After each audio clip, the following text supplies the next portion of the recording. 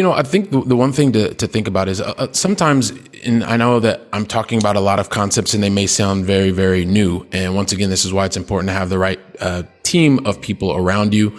If you don't have them, I know that Nicole has a massive network of people that are A players. And so, Nicole, you are an excellent resource for everyone to be able to talk to. And that's once again why they're here. But when you're doing things differently, it's about being able to, number one, take your time getting the responses that you need to make you have a positive ROI. Number two, making sure that you understand that it's highly unlikely that you will have 100% of the of every box will be ticked green in order for you to make a decision. There will be some things that aren't. You need to know which of those things are priorities that absolutely cannot be checked red, because if they are, they were going to give you a negative ROS. And then lastly, even if some of the concepts that we've talked about today, they may not directly apply to what you're doing, you may know someone else who's thinking, wow, you know what? You can be the person that actually helps.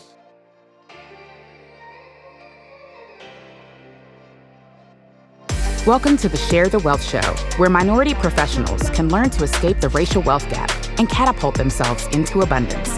Your host, Nicole Pendergrass, grew her net worth from being negative to multiple six figures. Join her on her investigative mission to expose secret strategies of the wealthy so we can all have the tools needed to build the life and legacy we were created to possess. Now it's time for the show.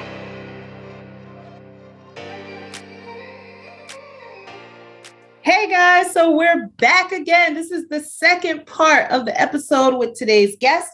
I need you, if you have not heard part one, go back to the previous episode and listen to that first, and then come back and join us here today. But you're not going to want to miss what they already said, because then you'll be lost with what they're about to say. But in any case, you don't want to miss you need to hear the whole conversation. This is why we split into two parts. There's so many nuggets. It's so juicy. Go back and listen to the first part. The ROS is the return on sleep. And that is the most important metric that exists. That is the most important metric that exists. And the reason for that is you can hear people talk to you about it's going to get you an X percent return, a 20% return, a 15% return, an 8% return. Doesn't matter. But if you don't understand, you have not asked the questions that allow you to sleep well at night, every single investment is going to be risky because you've not asked the questions that you are uncomfortable asking. This goes back to one of the things that I did not used to do, because when you are an A student, you're used to getting an A on the test. So you're supposed to study, take the exam, and go. But the challenge here is you can read all the stuff that you want, but if you've never done it before, you need to figure out what are the questions that make you uncomfortable. Or what are the questions or the answers that you need to make that are eventually going to keep you relaxed, comfortable, and enough to make the decision, right? Mm-hmm. And also to be very clear, you will never have 100% of the answers ever. Mm-hmm. And so if what you're looking for is to have 100% of the answers, the right answers, then the chances of you actually moving faster forward are pretty slim to none. Yeah. I mean, every single decision I've ever made, I've made it on imperfect information. Mm-hmm. It's just the reality. But the information that I was able to get, it checked enough of the boxes for me to know that I could sleep well at night. I was listening the other day. I was talking to somebody. I'd never heard this. There's a Colin Powell, the 40-70 principle. I don't know if you're familiar with it or not. No. But I was not familiar with it at all. But he said that when it came to making major decisions in life, he needed to have a minimum of 40% of the information and no more than 70% of the information. Because if he had less than 40%, he was not going to be able to make a quality decision. And if he had more than 70%, he was going to start to then look, I guess this is paraphrasing, right? Look for to get to 100%. But when you get to 100%, you never make a decision. Yeah. Right? So I think it's important to kind of conceptualize. It's not that I'm not answering the question, but I think this is one of the things that it's a very personal thing. And the thing that I would say to everybody is make sure that whatever those questions are, that you ask them. And you're probably not going to make your investment on the very first time unless you've spent time with the person who is either the syndicator or the operator. That may be the same person sometimes. And if you're not familiar with that, I know you can listen to Nicole over and over, and I'm sure she's going to talk about a lot of those topics. You can actually also even go to when Nicole was on the Going Long podcast, episode 118. She was on episode 118. Nicole really broke it down, and she was awesome on the Going Long podcast, episode 118. Give her some love over there as well. Thank you. Yeah, it's the way to really it's the way to really feel comfortable and get a positive ROS. Because if you don't have the positive return on sleep, it doesn't matter. And if you need a couple of things that you want to know or ask is, sometimes we talk about track record and you ask people, what is their track record as a syndicator, as an operator? Mm-hmm. If that's something that's important to you that you need to know, then you know what? You need to ask that question. If they've done $15 million or less, and that may be a criteria that you don't want to work with them or you do want to work with them, then ask the question. It may not be in some of their marketing material, but ask the question. Make sure that you spend time with the person that you're going to make a wire transfer to, because it's a building a long-term relationship. I mean, it's one of the things that we pride ourselves on is making sure that it's not just a transaction, right? The very few people that, for instance, my company works with, these are about building long-term relationships. And I'm not talking about a year long. I'm talking about 5, 10, 15, 20 years. I want to know their people's, all of our family. I want to know their children. What are their grandchildren? Are they having challenges at the office? Are they not? Are they really enjoying their jobs? Are they feeling crushed because of the business of medicine? For instance, I was talking to a bunch of doctors recently, and they're talking about, hey, listen, I really love medicine, but I don't like the business of medicine. Like, those are the types of things that I want to know. I want to understand. I know what sales executives go through every day. I'm starting to work with a lot more attorneys and things like that. And everybody has those challenges. And it's about being able to understand the challenges, what people are looking for. And ultimately, you as an investor being able to get the answers that you need, once again, to get a positive ROS. Yeah. Oh, that's perfect. And it just gives such a well-rounded viewpoint of there's so many different people in different walks of life, but a lot of us are experiencing those same questions and like nervousness or fears or, things that are holding us back from moving forward. So you're not the only one with the question. Just ask it. And if the operator or person that you're trying to work with is respectable and understands and is open-minded, they're going to be willing to answer it because they want to help you. And that's at the bottom of it, is that they're helping people to get over that hurdle and over that fear with as much information as they can provide. But feel the fear and do it anyway. Yeah, feel the fear, do it. And one of the things I would add to that, just to build on what you're saying, Nicole, is when you are engaged, like maybe it's your very first time that you're gonna do a wire transfer. You've never done a $100,000 wire transfer or a $50,000 wire transfer or a $10,000 wire transfer. It doesn't matter. If you've never done it, it's always going to feel very uncomfortable. And when you are engaging with, or you're talking to an operator, you're talking to a syndicator, if they cannot or do not answer your questions in the way that makes sense for you, then it's okay. It's just not the right fit. It doesn't mean, there's a lot of people that are out providing a very similar service. So it's a matter of, you just need to find the person, the operator, the syndicator that helps you, that gives you the answers in the way that you need the answers received so that you feel comfortable. Once again, going back to making sure that you have a positive ROS, because you are never going to have perfect information. You need to have the information that makes you feel comfortable so that you can sleep well at night, knowing that you've done your proper due diligence and being able to do the right things for your family. Yeah. And you know what, that's so funny. It's just, you went from being because you are a recovering perfectionist, or being a perfectionist, to making decisions without perfect information as part of your ethos. And it's just a mindset shift, like it's a paradigm shift on how you view moving forward in action. Yep. Okay. So the next thing, so if you're spending all this time and effort, and you're getting to that point where, you're increasing your investments, you're increasing your net worth, you're increasing your cash flow, like you have all these things, you really have a good portfolio. How have you seen the people you've helped, or how have you done it yourself, kind of safeguard that? Like, how do you make sure that gets passed to your kids or to the next generation without like a loss of, I don't know, siphoning from taxes or inheritance, transfer tax, I don't know, all those things that can eat away at your wealth? How do you protect it?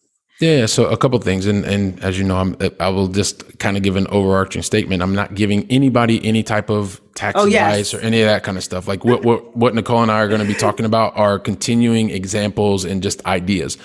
Definitely speak to your tax professional to make sure that any of these ideas or examples, how they fit your situation, right? I just want to make sure that we talk about that first and foremost. Yeah. Oh, I need to put that in the intro. I think I'm going to record a disclaimer in the beginning of every intro. Yeah. This is not financial advice. No, yeah, it's definitely not. We're just talking about ideas. But here's the thing, first and foremost, and this is not part of any kind of complex structure or anything, but I am doing the things that I did not receive at home, not because my parents didn't want to. It's just they didn't have the tools. No one taught them about money. No one helped them with financial literacy. So one of the things that happens is I like to talk to my children about money, right? I want them to feel comfortable with it. I don't tell them everything, but I want them to understand certain concepts. I mean, on my podcast as well, like episode 100, episode 200, I do interviews with my kids because I want them to share their knowledge. Both of my kids understood passive income, the concept of passive income, better at ages 9 and 11 than I did at 40 years old. Wow. That's fantastic. So just being able to talk about it, that's the first step in my opinion. So we talk about money. We're okay with talking about money. If the kids ask me questions, and sometimes they ask me questions that I don't believe that they need to know at 10 and 12. And so we may not answer that, or I want to understand why they're really asking. If I think that it's relevant, I'm going to give them the information, right? What I don't want it to turn into is, hey, listen, my daddy earns this and your daddy earns that. Like, I don't want that. And you got to kind of be able to suss that out. Yeah. That's the first thing. The second thing is just becoming more and more educated on what you can do. First and foremost, when you're in the wealth accumulation stage, is really to understand, and this is one of the things that I've gone through, is really understanding not just how much money you make, but how much money you actually keep. Like, because that's one of the things that no one ever taught me. And even when I started investing in real estate, Nicole, real estate for me, it solved a problem. The problem that it solved, and the problem that real estate will solve, is it can give you more control, especially when you're an active investor or a passive investor. You get a direct investment into a company that controls assets. You're not in the secondary market. You're not in any of these types of markets, like when you're normally what I was doing in my mutual funds and my paper assets. And I'm not saying that people don't. I know a number of friends that they like the roller coaster ride of being in the market. I don't. I just like things that are very boring and simple. And so real estate solved the control issue for me. It also generated passive income. A lot of people talk about passive income, but don't really understand what passive income is, meaning that passive income is an IRS designation. Like the way that you're earning certain income, it is taxed at a certain way, right? And the way when we're talking today, depending on where you are, it's taxed at zero. Literally, you can earn money and it's taxed at 0% at the federal rate, 15% or 20%, right? Once again, talk to your tax professional. But also, I was a high wage earner. And so when you have passive income, it sticks in a passive bucket. And I was not a real estate professional. That's another designation. I was not a real estate professional, and I was a high wage earner. Just like a lot of my other sales executives, a lot of doctors, a lot of lawyers, we're working a lot of hours, working 100% of the time and bringing home 50% of the pay. Why? Because we're not real estate professionals. We're high wage earners, and we're doing just like we were told. And when you do what you're told, many times you get the results that everybody else gets. So once I started realizing that was helping to give me more control, that was fantastic. I was earning income in a very tax efficient structure. So that was also great. And then it opened my mind to say, hey, hang on a second. I'm owning this real estate. I'm owning a lot of smaller multifamily. I was living in Barcelona. I've always lived in Barcelona and always owned in property and assets in the United States. So this is one of the things. And I know we talked about it before when you're on the podcast, it's the long distance investing concept. And I will still never forget you going to Detroit. I think that's just absolutely a phenomenal story. It's just a phenomenal story. Like I said, go to episode 118, everybody, and you can check her out. She was awesome. Oh, man. But when we started going in that direction, that was solving a particular problem for me. But then I found out that there was a passive investing. And so I then understood that, hey, listen, I can actually invest a couple $100,000 with somebody else. They do the work and I receive the benefit because I can continue doing my job because that's where I get the highest return on my time. right? Because this is also too about how do you manage the asset that is fixed for everybody? And that's time. Everybody gets 24 hours in a day. Doesn't matter if you have a zillion dollars, if you're Elon Musk, or if you're sleeping on the street, you get 24 hours. How are you going to use them? And so when your highest return on time is working your W-2, then you want to continue to do more of that and then take that income, which was one of the things that I was doing, was taking that income, investing in assets that were tax efficient. And it was helping me, but I was doing it actively. When I found out about syndication and I could put that capital with somebody else, that's exactly what I was doing. And so these are very tax efficient because it's passive income. But as a high wage earner, like I said before, like the software sales exec and the lawyer and the doctor, we have high wages. So our W-2 is very, very high. So even though we're investing in real estate, we're still getting this 50% tax bill. And I guess, like I said, it depends on what state you live in. But at the highest level, federal level, you're at 37%, at least as we are today. And then whatever you are at your state level. And so when you're investing in real estate, that's great. It's fantastic. But one of the things that happens is that you get things called passive losses. And I was in a position where I started seeing the passive losses, Nicole, and it started to get into like the hundreds of thousands of dollars. And I was thinking, wow, if I could just take some of that and put it in a vehicle that would allow me to actually even take 20% of that, I could take that 20%, put it into something else that has more tax efficient structure like real estate or something of that nature that's passive. And I actually start to win. So I can complement, I can use these different vehicles to actually create more wealth, right? Create more income. And having that income then allows me to, once again, it goes back to being able to choose what you want to do, when you want to do, with whom you want to do. And when you have the financial resources to do that, then you feel much more comfortable. So going back to hopefully I didn't go into too many places, but it was looking at the vehicles, using the different vehicles, complementary vehicles, real estate, investing in ATM machines. And then recently I've been investing in and also helping other high wage earners really help on the W-2, the tax obligation that you have on your W-2, and being able to free up some of that capital. So then you can, once again, do the things that you want to do. I can give you an example if that makes sense, but let me stop there because I feel like I've been talking too much.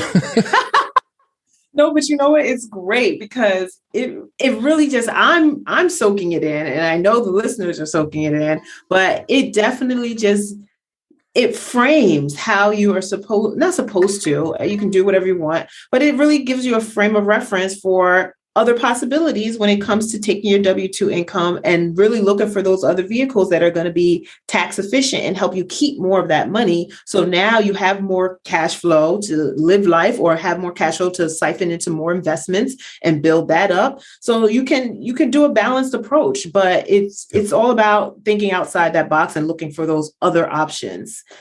Okay. Yeah. And this is one of the things that you do extremely well and that your entire audience is doing, because you're here because you know in your gut that whatever you've been doing is not probably going to get you where you want to go. Or if so, it's going to take you a lot longer. So by investing your time here with Nicole, what you're doing is you're collapsing timeframes so that you can actually start choosing the things that you want to do sooner rather than waiting. So, I think just the fact that you're already investing your time here with Nicole is a tribute to you. So thank you. And yes, my listeners, they're the best. I know that they're looking for that thing. They know that there's other options out there, and people like you, Billy, like, it's so phenomenal. And all the information that you're giving is definitely going to help people get to their goals faster. So thank you again, really, for being here.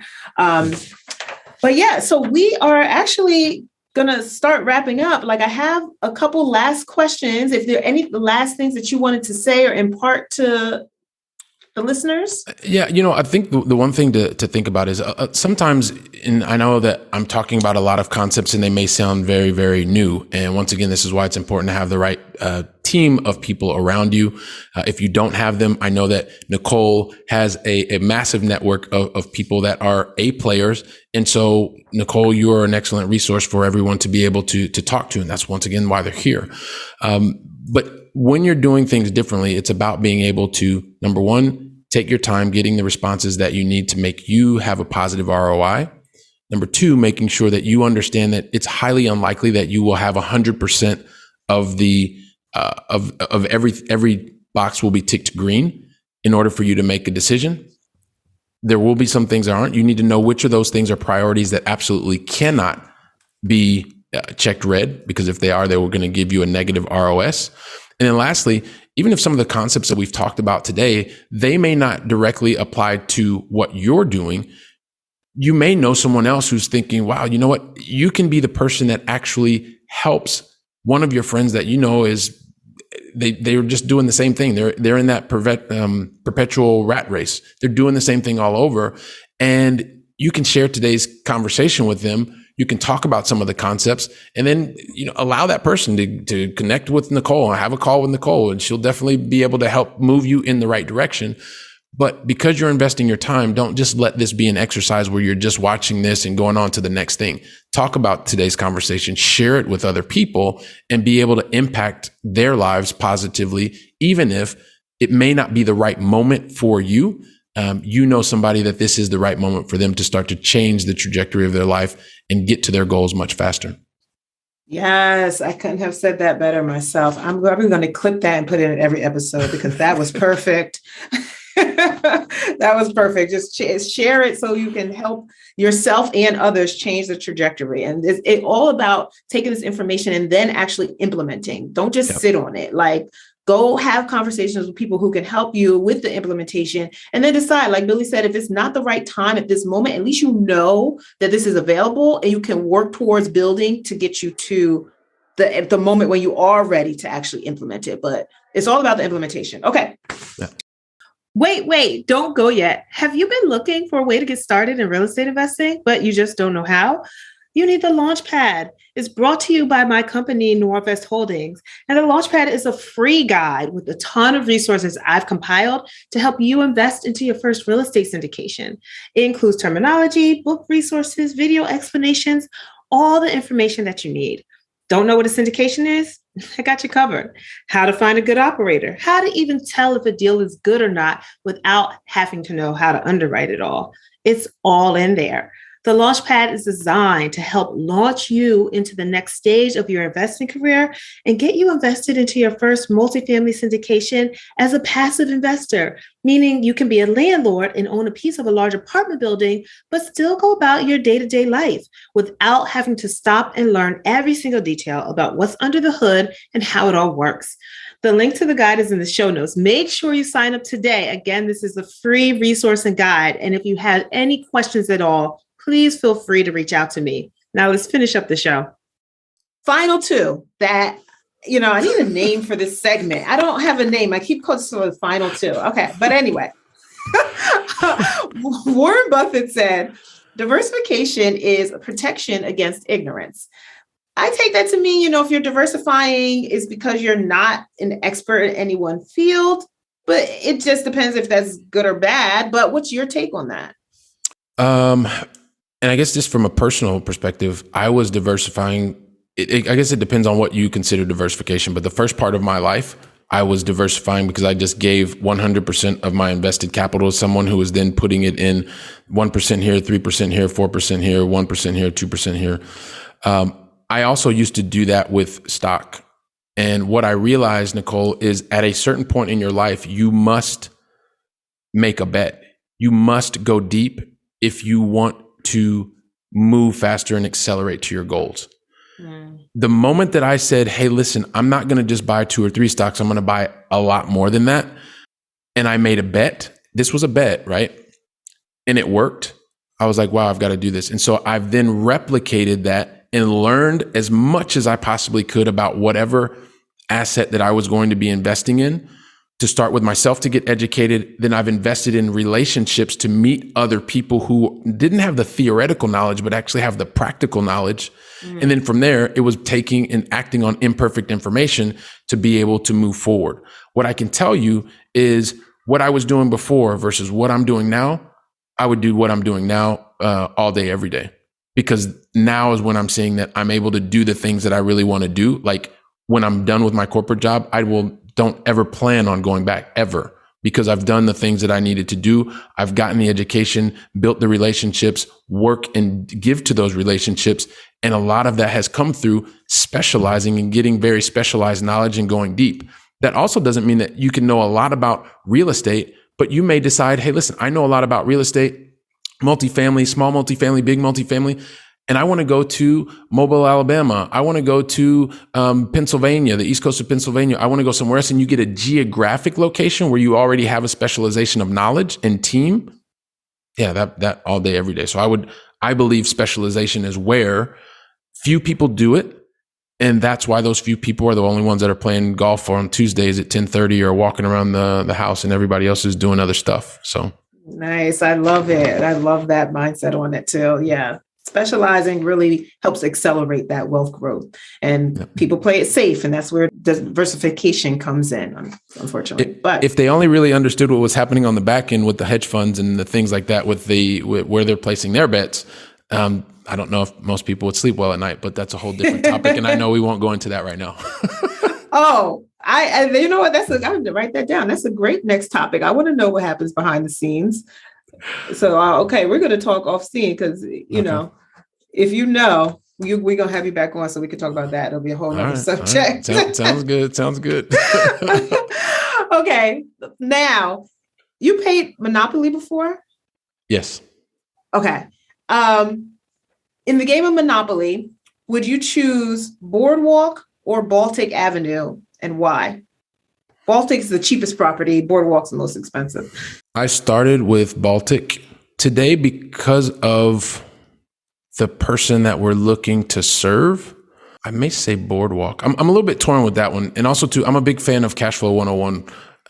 I like Monopoly as well, but I'm a big fan of Cashflow 101. And so when you said that, I was like, hang on a second. I know. But I think I would go Boardwalk because today, you know what? I would go Baltic because that's what I know best in the real estate space. So I would say that would be it. Not what I know best and what my teams know and understand.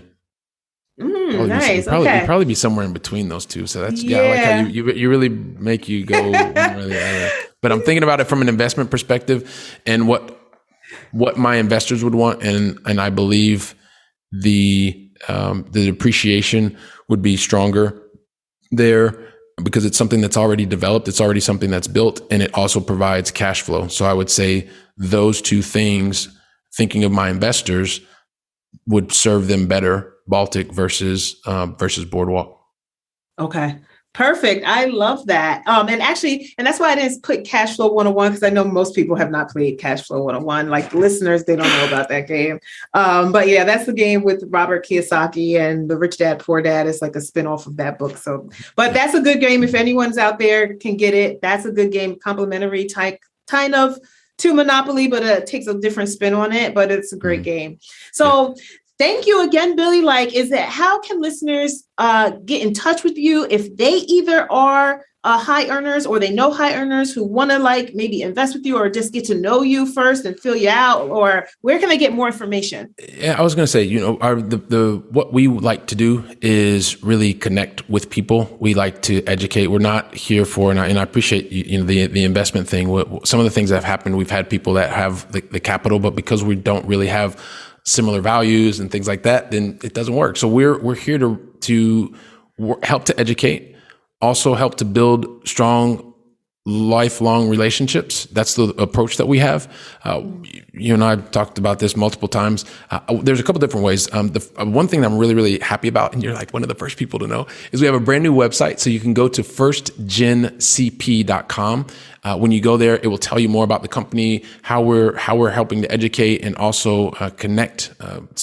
How we're connecting our investors with opportunities that are going to give them positive ROS and also give them more of the opportunity to have freedom to choose what they want to do. I love being able to connect with people on LinkedIn as well. So you can go to Billy Keels or find me Billy Keels. I think I'm the only Billy Keels in Barcelona, Spain. So it should be pretty easy to find me. And I would also say when you send the invite, make sure that you send a personalized invite, because I would love to know that we'd already have the conversation here on Share the Wealth with Nicole.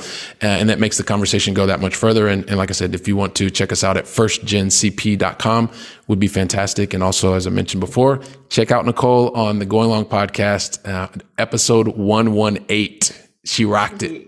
Yeah, Nicole, I'm super excited. I am very humbled by the opportunity to be here, share a bit of my story. I am so proud of what you are doing.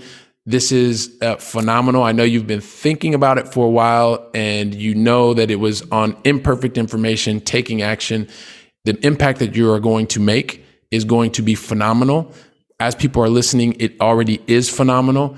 And I would just, I acknowledge you and I appreciate you for moving forward and making this positive impact on others.